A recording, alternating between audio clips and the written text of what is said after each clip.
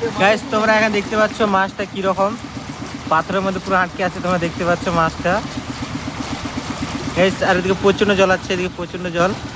তোমরা দেখতে পাচ্ছ এই পাইপের থেকে জল আসছে আর এখানে মাছটা কিভাবে আটকে আছে। দেখুন লাফ মারগুলো মাছটা পুরো।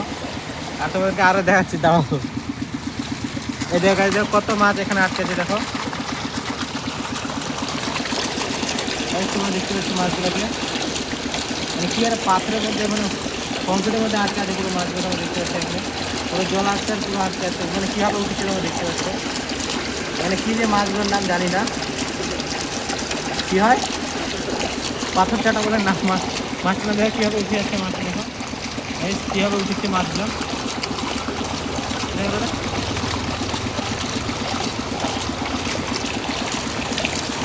দেখতে পাচ্ছি কীভাবে উঠেছে মাছগুলো।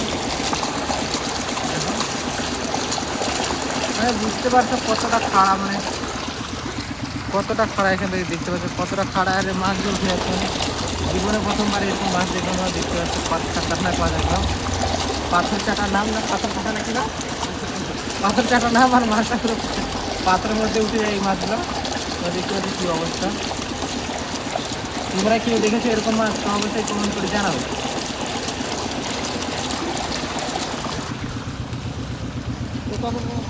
চলো চলো চলো।